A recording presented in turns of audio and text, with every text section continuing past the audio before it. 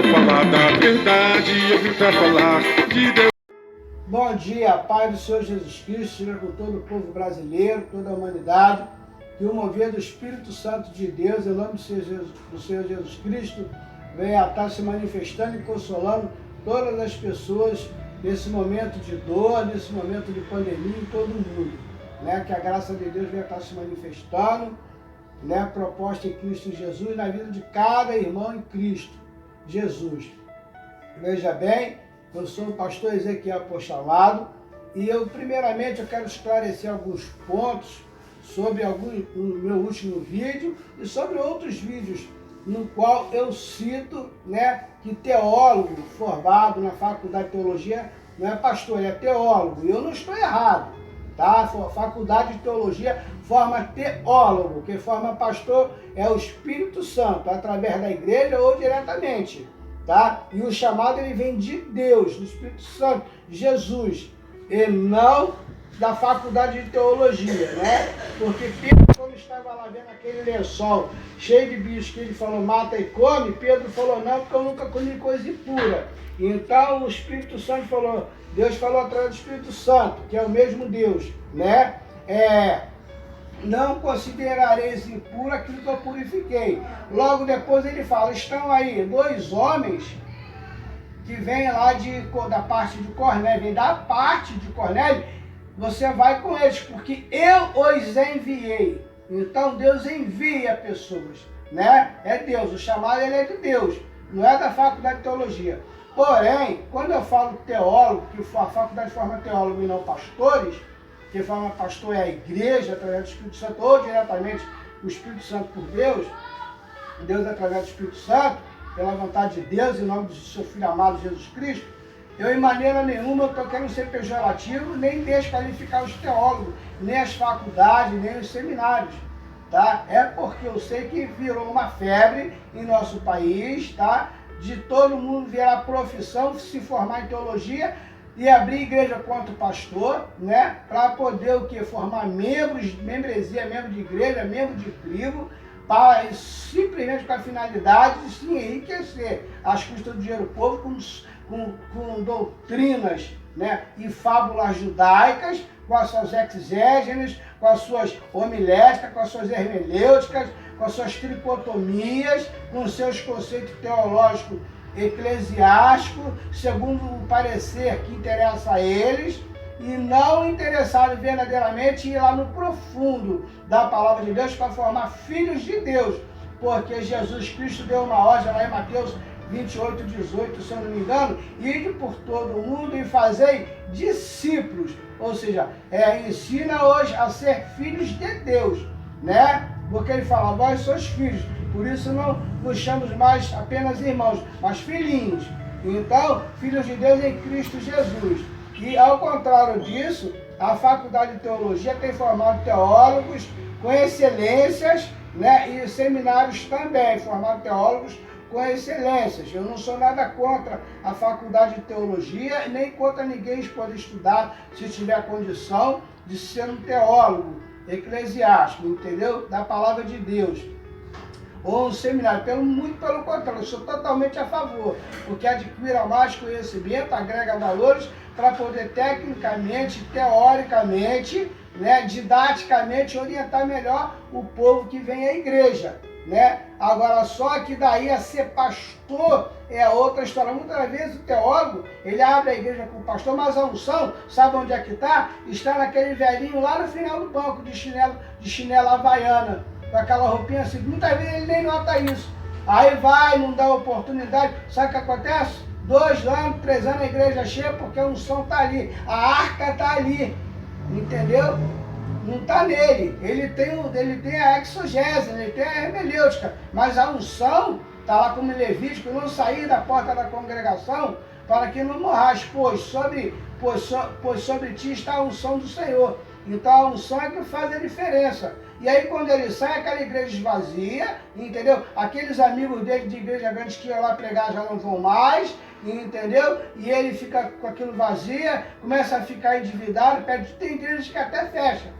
por causa da arrogância, da prepotência e do autoritarismo de alguns teólogos que se colocam como pastores, excelentes teólogos, que as faculdades ensinam bem, tá? Com excelência, não tem nada contra, mas é para ganhar dinheiro, né? E os seminários também não sou nada contra. Se você montar uma empresa, realmente é para ganhar dinheiro, tá entendendo? E agora tem aquelas pessoas que têm o chamado espiritual, tá, de pastor, seja chamado para libertação, para mestre, para intercessão, para evangelismo, tá entendendo? E tem condições de cursar uma faculdade e aí vai lá e agrega mais o valor. Então ele não é apenas teólogo, ele é teólogo e ele é ungido. Eu tenho vários exemplos, como por exemplo o meu pastor na fé, que é o pastor Robson Barros, do Ministério Internacional Nova Esperança. Ele, a família dele, são pessoas, é uma família ungida. Você vê nitidamente a unção do Senhor neles. Entendeu? Eu sou testemunha disso. Eu já vi muitas das vezes o pastor Robson pegar dinheiro dele, da ótica dele, para botar lá na igreja, para a igreja não ser envergonhada. Porque não deu a somatória das arrecadações, não deu. Ele não usa o dinheiro da igreja para fins pessoais, não. Pelo contrário, eles ainda botam no dele, que a pastora Valéria Barros, a esposa dele, é psicóloga. Eu já vi muitas das vezes, tá entendendo? Ele ama a obra, eles trabalham para a obra. E ele é teólogo, ele é professor de teologia, entendeu? E é um ótimo pastor nesse sentido. Tem alguma divergência com ele no sentido pessoal, ideologicamente falando, temos, mas isso aí é outro assunto. Mas como pastor, como teólogo, aprendi muito com ele. Ele é uma inspiração para mim. Parte do que eu sou, eu devo lá, fui gerado naquela igreja lá. Eu amo aquela igreja. Como eu amo todas as outras igrejas aí que eu vou e que me dão a oportunidade, que eu vejo que realmente são pastores ungidos. Muitos não têm a faculdade também, mas a gente vê a unção do Espírito Santo, como eu tenho o Roberto Dias na aula da restauração, tem o Ministério Chama Viva, da Bispa Ana Maria, como eu tenho a Igreja do Eterno Amor do Pastor Carlos, está aqui na Salgado Filho, em Nilópolis, como eu tenho lá da Bispa Zita, Assembleia de Deus Independente, onde eu me casei com a minha esposa diante do altar, tá entendendo? Eu estou até sem minha aliança aqui, porque eu trabalho com estofados, e aí pega prego ali, e quando chega de manhã para trabalhar, eu retiro. Mas quando eu saio, sempre eu coloco, tá? A marca aqui, se você filmar bem, né? Então o que acontece? Eu até parei um pouquinho para descansar do meu trabalho para vir colocar esses esclarecimentos. Então não estou aqui rasgando o diploma de ninguém. Eu acho muito importante que haja realmente uma faculdade de teologia, assim como a de direito, como a de medicina, todas as disciplinas, todas as áreas, né? E os seminários também. E são bons e formam excelentes teólogos. Mas o pastor quem forma é a igreja, o Espírito Santo através da igreja, ou ele diretamente. No meu caso, como eu já nitidamente, já ficou comprovado que eu sou um pastor por chamado, que nem eu sabia que eu tinha esse chamado pastoral, na verdade, eu sempre quis ser apenas mais um irmão, né? Até o pastor até hoje me chama irmã Ezequiel, irmã Ezequiel. Eu sempre gostei mais de ser chamado de irmão, porque tira essa questão do peso, da autoridade, e a ovelha fica mais à vontade para falar comigo, fica naquela pé de igualdade, e quando bota pastor, ela fica meio que assim, com medo, e acaba não se abrindo. E quando você coloca como irmão, você se coloca em igualdade, né? Numa condição de igualdade, você desce, você deixa a pessoa mais à vontade para expor os seus problemas e escutar, né, o que o Espírito Santo vai te usar para dar como solução a essas pessoas. Então é nesse sentido aí, tem essas comprovações por parte dessas pessoas aí que podem testemunhar nesse sentido, além dos pastores que reconhecem o meu chamado, que me dão a oportunidade, né, e que declaro para toda a igreja, o pastor Ezequiel. Tem uns que não reconhecem, mas aí também eu não estou preocupado com isso, que como Deus disse a Samuel, esse povo como te rejeita, não rejeita a ti, mas rejeita a mim. Então, o pastor que não vê o meu chamado, que não reconhece o meu chamado, que não vê o meu testemunho nesses anos, que não vê o que as ovelhas que foram curadas, que foram libertas, que estão hoje com uma qualidade de vida melhor, que estão congregando nas igrejas que eu as indiquei, né? Outras não se converteram, mas estão com a qualidade de vida melhor. Os casais que estavam se separando, que hoje estão juntos, vivendo tranquilamente, sem briga, sem nada, entendeu? Então o que acontece? As pessoas que me pedem oração pelo WhatsApp, que são curadas, a pastores inclusive, Tá entendendo? Então, isso aí é uma testificação do Espírito Santo. Então, se alguns pastores não reconhecem isso, eu não tenho nenhum problema com isso, eu não estou aqui para provar nada para ninguém. Quem testifica é o Espírito Santo, entendeu? Aí eles vão resolver com Deus, não é comigo, entendeu? Eu não tenho problema quanto a isso, não tenho vaidade, tá? Não tenho soberba. Então, eu não tenho nada contra os teólogos, muito pelo contrário, fico muito feliz que pessoas se interessem em ter essa formação, né, da palavra de Deus, de teologia, da teologia da palavra de Deus, que existem várias formas de teologia, né?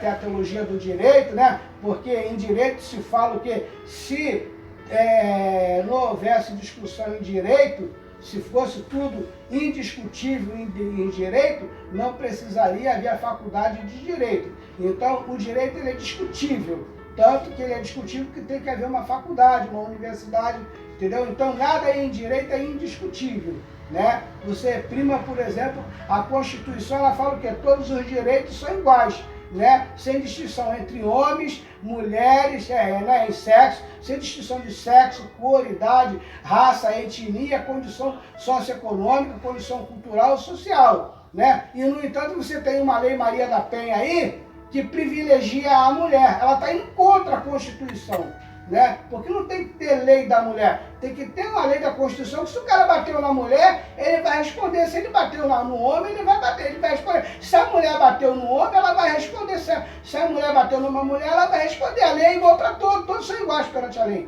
Então eu fico fazendo essas emendas aí para agradar o povo, para manter o povo aí calado, entendeu? E principalmente a maioria que é mulher no nosso país, se sentindo empoderamento, e esse empoderamento acha que dá direito a ela de fazer tudo que ela quiser com os homens. Aí quando toma um tapão no meio da lata, bem tomado, mas não é um empurrãozinho não, para separar uma briga não. Eu falo, é um tapa mesmo, quando ela ofende a moral do homem, aí ela vai lá para a mulher, mas ela não fala o que ela fez para levar o homem a tomar aquela atitude. Aí a lei vai só do lado dela só porque ela é mulher. E os direitos iguais, constitucionais, fica onde? Quer dizer, então vamos botar uma lei também para o empoderamento masculino também. Vamos criar a Lei Maria do João, já que tem a Lei Maria da Penha, a lei Mário do João. Pronto, entendeu? Empoderamento masculino. Então, nada em direito é indiscutível, tá? Então, conforme na teologia também, nada é indiscutível, porque são conceitos, são tricotomias, são exegéses, são hermenêuticas, são homiléticas, entendeu? E eu não sou obrigado a concordar com algo que alguém conceituou dentro do texto bíblico, segundo o interesse dele, segundo a visão dele. Se ele não tiver 3 referências à Bíblia que contextualizam, tá, com aquele conceito dele, entendeu? Se ele não me provar por G mais H, eu não sou obrigado a concordar, mas vou respeitar o direito que ele tem de dizê-lo, né, de pensar daquela forma, o livre pensamento, a liberdade de expressão. Como diria Voltaire, embora eu não concorde com o todo ou em parte do que tu dizes, respeito o direito que tem de dizê-lo. Desde que não me ofenda, não venha me prejudicar ou prejudicar outrem, né? Então, vai lá, entendeu? Então, eu não sou contra. Outra coisa, como eu citei no meu vídeo anterior a esse último agora, esse penúltimo, que esse está sendo um dos últimos, né? Nesse momento, quando eu citei o ministério, sobre o poder legislativo, o poder judiciário e o poder executivo, eu citei como instituições, porque eu respeito o STF, eu respeito as instituições, né? Eu falei dois maus funcionários públicos, representantes do representado, que é o povo, que estão nos poderes executivo, legislativo e judiciário no STF. E detalhe, eu não generalizei todo, eu falei os maus. Eu deixei bem claro, eu botei ali um adendo, né? Os que são rábaros, os que são déspotas, nem todos, não falei que são todos, eu não generalizei. E outra coisa, eu não falei, quando eu citei o judiciário, no judiciário, também não quis colocar a questão da primeira instância do juiz aqui, que é o que pega o trabalho brabo mesmo, são os juízes das comarcas, entendeu? Que pega aí o bandido, que pega o coisa, né? E vai um pouquinho lá para a segunda instância, né? Porque lá em Brasília é mais os crimes de colarinho branco, esses crimes mais, os crimes dos ricos, né? Vamos dizer assim, né? Então, eu não citei essa parte que eu considero a parte nobre do judiciário, da justiça, do MP, Ministério Público, essa parte aqui de baixo que está, né, que pega realmente o brabo, a parte braba mesmo da justiça, né, de fazer justiça, que muitas das vezes não ganham nem o suficiente, muitas das vezes são ameaçados de morte, muitos magistrados bons, muitos juízes, muitos promotores, entendeu?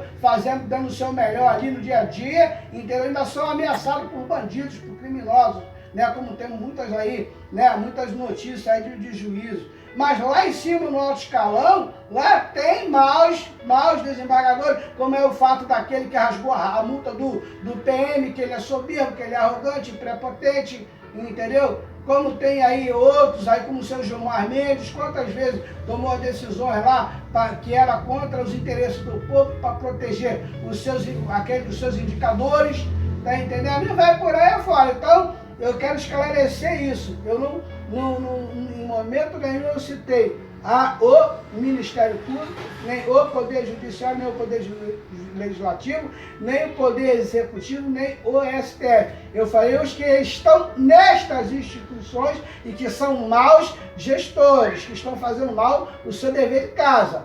Eu não generalizei todos, então deixando isso bem claro. Quanto a isso aí esclarecido, outro ponto que eu quero colocar é o seguinte: eu não sou cabo eleitoral dos Janones, tá? Até porque eu não sou deputado, embora eu já tenha sido suplente de vereador por 2 vezes, entre 2000 e 2008, presidente de partido, vice-presidente de partido, presidente da coligação Nova Nilópolis, tá? E secretário-geral do PSDC, tá? E elegemos o prefeito Farid Abrão, que é falecido, meu amigo, por 2 mandatos, de 2000 e de 2004. Tá bom? E ajudamos a fazer alguns vereadores na coligação do DEM, tá? Então, veja bem, eu não estou aqui para falar das pessoas de bem, não, que tem muitas pessoas de bem, muitos políticos bem intencionados, tá? E também, outro detalhe, eu não falei contra o Bolsonaro como um todo da sua gestão, não, porque até pelo contrário eu reconheço os esforços que ele, com o governo dele, tem feito para poder dar uma qualidade de vida e uma notoriedade mais merecida ao nosso país. Eu citei a negligência dele do crime, que eu acho que é um crime de responsabilidade, com relação a ele estar vendo o povo sem trabalho, sem poder trabalhar, e ele não libera o auxílio emergencial e está aguardando chegar 2 de fevereiro, que ele sabe que ele vai assinar por interesse para forçar o seu candidato, né, a ser eleito presidente da Câmara. Ele tem os interesses, quais são? Porque ele tendo um presidente da Câmara sendo do apoio dele, ele vai ter também um poder de barganha, um poder de conseguir realizar os seus projetos, os seus planos para um país melhor. Eu entendo isso. Só que esse momento que o povo está na miséria, abaixo da miséria, passando fome, sem poder se defender, os vulneráveis, ele esperando por esses acontecimentos, isso é crueldade, isso é responsabilidade. Então é nesse sentido que eu falo dele. E nesse sentido eu sou a favor do impeachment dele, sim. Mas é lógico que eu tenho consciência de tudo que ele tem feito bom e tem sido um dos melhores presidentes que nós tivemos nos últimos tempos, entendeu? Porque pelo menos ele fala claro, direto, objetivo, tá entendendo? As coisas inerentes, as realizações que são necessárias e as reformas do nosso país. Ele não tem papo na língua. E quando eu falo do Fiuza como boneco e puxa-saco, é porque eles formulam perguntas prontas para fase já respondida. Eu tive programa de rádio por 3 anos e meio, eu sei como é que funciona isso. Eu sei como é que funcionam as engrenagens. E eu sei que aqueles três, aquela senhora, aquele senhor e o Fiuza, são intelectuais, eles entendem do que eles falam e eles podem fazer melhor que isso. Eles podem fazer pergunta a ele que vão de interesse à necessidade agora, inerente à qualidade de vida, da necessidade, não é nem direito, é necessidade do povo brasileiro com auxílio emergencial. Tanto é que agora, chegando perto de fevereiro, o candidato que é apoiado pelo Bolsonaro e pelo Maia já admitem a possibilidade, tá, de ter o auxílio, a prorrogação do auxílio emergencial. Por quê? Para poder levar a entender os outros deputados que eles vão é uma manipulação maniqueísta, entendeu? Agora, o Janones, não, eu não sou cabo eleitoral dele. Até porque eu voto no Rio de Janeiro, ele é de Minas Gerais. Mas o Janones, junto com o João Financeira e o doutor Sandro, tá? Tem aí tá aí há um tempão aí batalhando pelo aposentado, pelo pensionista, tá entendendo? Pelo BBC Loas e pelo auxílio emergencial. E o Janones abraçou essa causa, tá aí. E aí, como eles estão vendo lá que ele está ganhando terreno por causa que está defendendo os interesses da necessidade do povo, eles agora já estão vindo com esse discurso aí, entendeu? Né? Desse neoliberalismo, tá? Esse velho novo liberalismo, para poder o quê? Enganar o povo brasileiro, para o povo não se manifestar, não ligar para os seus deputados que eles elegeram e avisar eles que se não votarem para poder, o Janones ganhar, para poder de fato ele pressionar, botar em votação, né, os projetos de lei do auxílio de prorrogação emergencial, tá? E dos aposentados, 14º, dos aposentados e pensionistas, pelo menos, né, retroativo a 2020 e 2021, porque eles foram muito prejudicados, sustentando as famílias desempregadas, e o 13º veio como adiantado, veio como um paliativo, mas quando chegou em dezembro não teve condições de fazer nada, tá entendendo? Então, eles estão com essa proposta e batalhando por essas causas aí, tá bom? Como outros também no YouTube também estão fazendo a mesma coisa, e o YouTube, ele está dando imagem, está dando vida, está dando voz a essas pessoas que estão batalhando pela necessidade do povo. O YouTube está de parabéns. Agora, a Jovem Pan, através do seu Fiuza, né, com o respeito que lhe é devido, está colocando aqueles três ali como bonecos, entendeu? Formulando perguntas prontas para respostas perfeitas.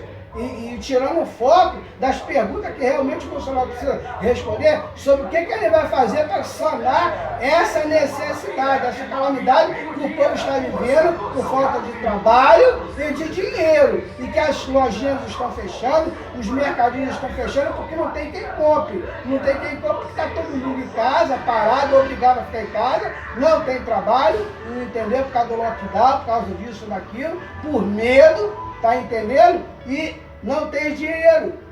Tá entendendo? E quando o auxílio emergencial de 2020, ele não deu prejuízo ao governo, não.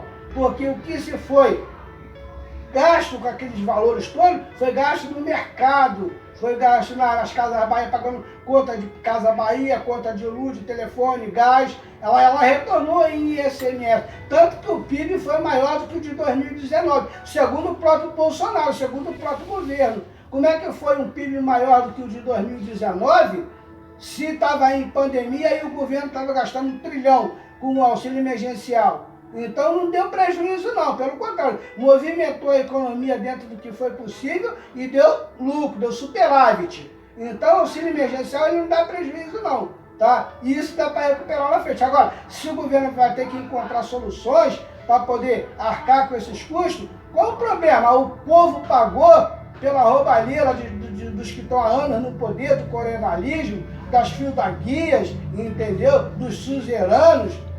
O povo pagou o preço de tudo que foi roubado a vida inteira nas costas. É uma quina que nós temos, é mais de uma quina, entendeu? O povo carregando nas costas o preço da roubalheira, daqueles que usurpam, que são déspotas do nosso país. Tá entendendo? Então, por que agora não pode cortar na carne para poder pagar a conta um pouco? Por que não pode retirar aí taxar nas grandes fortunas aí, pelo menos 3%, 5% das grandes multinacionais nos seus lucros, para poder atender os banqueiros, né, que ganharam tanto dinheiro com empréstimo consignado, com empréstimo, com overnight, com tudo, ficaram bilionários aí à custa do sacrifício do cheque especial do povo brasileiro. Por que eles não podem aí, esses grandes conglomerados, esse pool de empresas, não podem agora devolver um pouco do que o povo brasileiro trabalhando, pegando trem cheio, ônibus cheio, entendeu? Engarrafamentos, na Consolação, Papinheiros, do centro, quando eu trabalhei lá na Rio Branco, em cima do Bradesco, não sei se ainda tem mais, né? Na Garavela, no grupo de Consolação, Nacional Garavelo, na Uniplan, tá entendendo? Então eu ia pela Consolação, às vezes eu ia a pé para Pinheiros, entendeu? Porque era mais prático do que pegar um táxi, que na época eu ganhava bem, porque eu vendia automóvel, consórcio, entendeu? Era mais fácil pegar, eu ia a pé do que para pegar até a Teodoro Sampaio, que eu morava ali na Teodoro Sampaio, perto do Hospital das Clínicas, entendeu? No edifício Pegasus, apartamento 1006, entendeu? Então o que acontece? Era mais fácil até por causa do engarrafamento, mas o povo que ia para mais longe, para Araraquara, para Ianguera, entendeu? Ficava ali no engarrafamento, num calor, entendeu? Porque São Paulo de manhã é um calor abafado e depois vira frio à tarde. Então era engarrafamento de manhã, era e ainda é, garrafa de manhã e engarrafamento de noite, entendeu? E o povo carregando nas costas tudo isso para poder fazer essa fortuna desse pool de empresas multinacionais que aí estão e desse conglomerado de banqueiros. E por que eles não podem agora contribuir com a fatia do que eles, esses anos todos, comeram do povo, com cheque especial, com um monte de encargos de cesta, IOF, operação financeira que manda para o governo, entendeu? As taxas das cestas de serviço, enfim, não vou citar, tem um monte de coisas aí, tá? E que eles ganharam aí, esses empréstimos consignados. Por que eles não podem dar contribuir com a fatia agora, nesse momento de calamidade pública, de necessidade desse povo? Por que não pode cortar na própria carne, né? Essas redes de supermercados aí, né? Que tanto ganharam dinheiro com a inflação do New Deal, do antigo plano Brest, de todas as mudanças de plano econômico que nós tivemos ao longo da história do nosso país, né? Grupo Pão de Açúcar, todos esses grupos que aí estão. Por que eles não podem agora, quando ser taxado lá nos seus patrimônios, no seu lucro, na sua liquidez, né? Em espécie, venal, de forma venal, né? Com 5% disso aí, para atender a necessidade, não é o direito só e anseio do povo, é a necessidade dessa calamidade pública. Então, jeito tem, entendeu? Por que não pode o governo cortar na carne com a metade dos seus salários lá, do alto escalão, dos ministros, dos deputados, dos senadores, para poder ajudar?